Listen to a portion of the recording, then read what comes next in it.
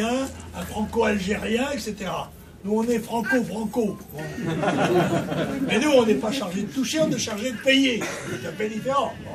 Donc, ces demi-français, je pose d'ailleurs la question de cette double nationalité. Je fais une hypothèse. Imaginons que, par hasard, on ne sait jamais, il y a une guerre entre la France et l'Algérie. De quel côté seraient ceux qui, dans les stades, soutiennent l'équipe d'Algérie contre celle de France? Dans quel camp serait-il? Bonne question. Ben, c'est une bonne question que je préférerais ne pas avoir à me poser, car moi je suis résolument hostile à la double nationalité. Bravo, bravo, bravo, bravo. Comme je le suis d'ailleurs à la polygamie, au moins officielle. Officielle seulement. Donc, nous nous trouvons dans une petite, une mini-tornade médiatique. Et on me dit, monsieur, vous avez osé publier un tweet où il y avait « Keep calme and vote Le Pen ». Vous avez dit, gardez votre calme et votez Le Pen au moment du deuil affreux qui nous frappait. Écoutez, il faudrait tout de même remettre les choses en place. Il y a eu 18 morts. 17, 20 même, ils sont français, même les assassins. Eh oui, et comme disait Brasillac, le sang qui a coulé est toujours un sang pur.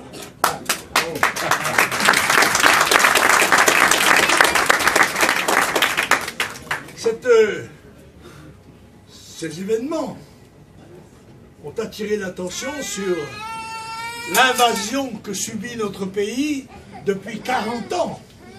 Avec la complicité de la gauche et de la droite. Les uns et les autres ont fait la même politique. Nous allons voir M. Sarkozy revenir, qui va d'ailleurs essayer de nous démerder sur notre droite. Il va nous faire passer pour des mous, parce que dans les paroles, il va vouloir beaucoup de choses. Et quand il était au pouvoir, comme ministre de l'Intérieur ou comme président, il n'a pas fait cela. Il a fait exactement la même chose que les autres. Alors par conséquent, nous savons ce que nous avons à faire. Et les Français savent ce qu'ils ont à faire. Nous allons avoir, sorti de la mini-tornade, j'ai dit tout à l'heure, je rappelais des chiffres. Le 22 août 1914, l'armée française a eu 27 000 tués. 22 août 14, 27 000 tués le même jour. Alors, au mois de janvier, 17 tués, bon, ça peut arriver. C'est pas terrifiant. Hein. Nous avons connu quand même la Deuxième Guerre mondiale.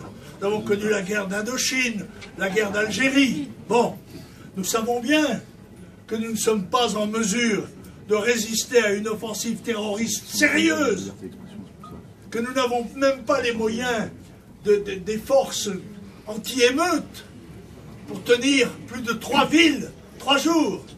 Alors qu'en 2005, je me permets de vous rappeler qu'il y a eu 40 villes qui ont été secouées par les émeutes, mais on lançait des cocktails Molotov. Si cette fois-ci c'est des Kalachnikov, ça ne sera pas tout à fait pareil. Par conséquent, permettez-moi de n'avoir aucune estime, de n'avoir que du mépris pour les gens qui ont dirigé ce pays pendant 40 ans et qui depuis...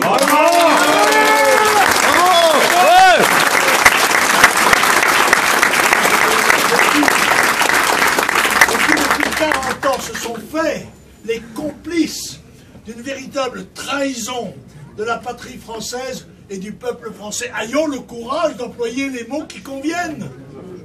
Voyons, ayons le courage de regarder la vérité en face, car, chers amis, nous n'en sommes qu'au début du commencement. Nous ne sommes pas à la fin de cela. Les événements qui vont bouleverser le monde et qui sont consécutifs à l'explosion démographique qui a conduit de 1 à 7 milliards et qui va nous conduire à 8 ou 9 ou 10 milliards, sème sur ces territoires la misère et la mort. La guerre civile comme celle que M. Sarkozy a initiée en Libye en sauvant les djihadistes au moment où l'armée de Kadhafi allait les écraser. C'est l'aviation française qui a cloué les chars de Kadhafi, qui les a détruits. La complicité est totale et ce sont ces gens-là qui veulent nous mobiliser en pleurnichant dans la rue pour nous dire « Ah, c'est malheureux, le terrorisme, etc. » C'est vous qui l'avez dit.